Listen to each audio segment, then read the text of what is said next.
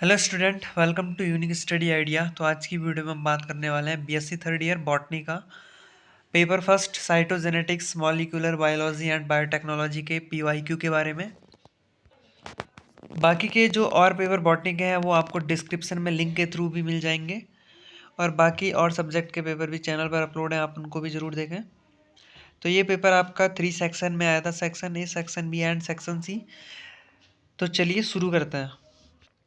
तो section first में आपको, सेक्शन ए में आपको 16 1 मार्क्स के एमसीक्यूज पूछे गए थे। फर्स्ट क्वेश्चन जो था, the main function of nucleolus is, तो केंद्रिका का मुख्य कार्य जो होता है वो आपका प्रोटीन सिंथेसिस होता है।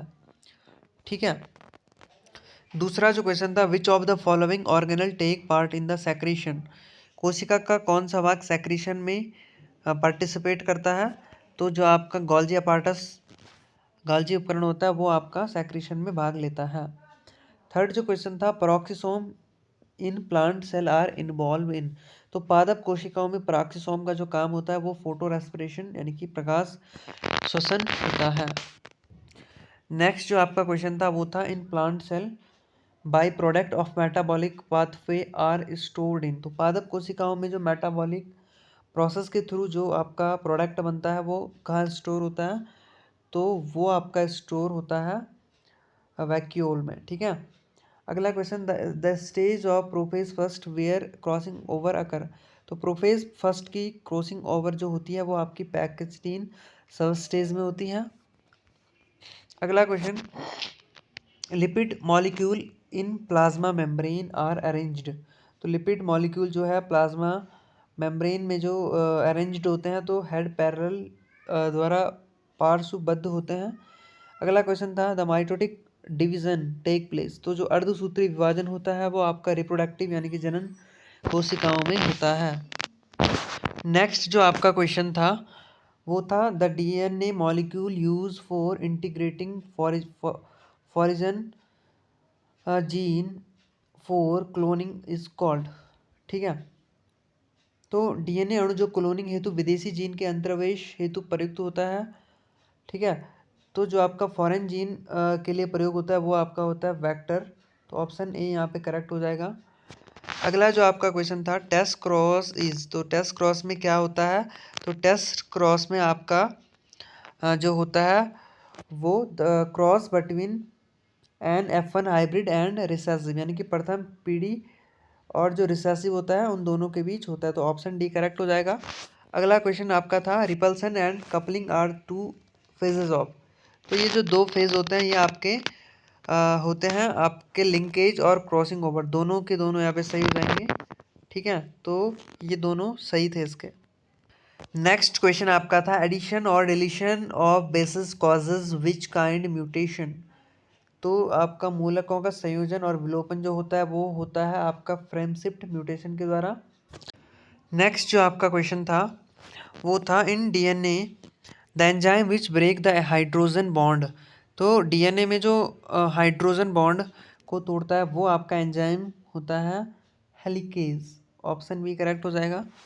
नेक्स्ट क्वेश्चन आपका था, which of the following nitrogenous basis is not present in DNA, तो नॉट पूछा गया है, तो आपका यूरेसिल डीएनए में नहीं पाया जाता है, जो यूरेसिल आपका आरएनए में पाया जाता है। ठीक है।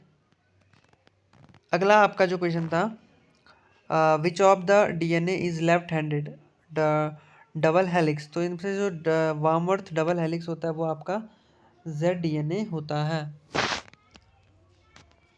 नेक्स्ट जो आपका क्वेश्चन था वो था, एंटीकोडॉन आर प्रेजेंट इन, तो एंटीकोडॉन जो आपके होते हैं वो आपके टीआरएनए में होते हैं, कोडोन आपके एमआरएनए में होते हैं और एंटीकोडॉन टीआरएनए में होता है। नेक्स्ट जो क्वेश्चन था वो था, the drug inhibits the initiation step of translation, तो ट्रांसलेशन को कौन सा यहाँ पे ड्रग आपको बाधित करता है, तो स्ट्रेप्टोमाइसिन जो होता है वो इसको बाधित करता है। ओके।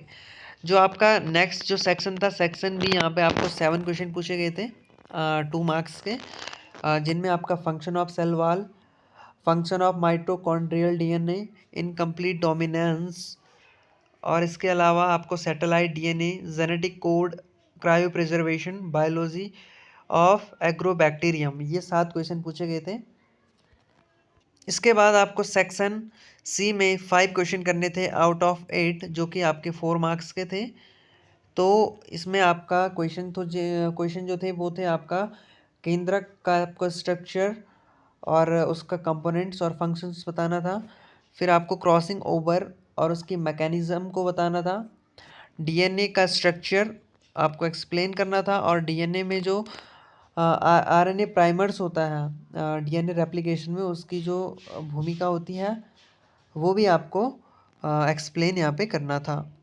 नेक्स्ट जो आपका क्वेश्चन था वो था जीन एक्सप्रेशन और प्रोकैरियोटिक्स में जीन एक्सप्रेशन का आपको डिस्कस करना था। नेक्स्ट क्वेश्चन जो था वो था बायोटेक्नोलॉजी से आप क्या समझते हो, और बायोटेक्नोलॉजी के जो आपको एथिकल इश्यूज हैं, नैतिक मुद्दे, उसके बारे में बताना था।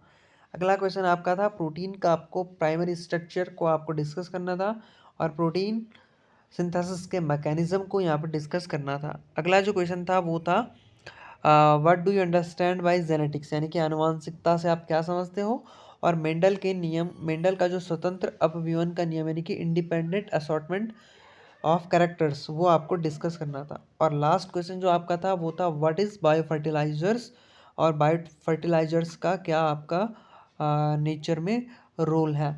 तो जो जितने भी क्वेश्चन यहाँ पे पिछले साल पूछे गए थे वो इस साल के एग्ज़ाम के लिए भी इम्पोर्टेंट है। और आपने देखा होगा ज़्यादातर क्वेश्चन डायरेक्ट टॉपिक सी सिलेबस के उठाए गए हैं, वही क्वेश्चन डायरेक्ट लॉन्ग आंसर में दिए हुए हैं। तो आप इस तरह से अपनी प्रिपरेशन को कर सकते हैं। Thanks for watching this video. Bye bye, ta-ta, मिलते हैं नेक्स्ट वीडियो में।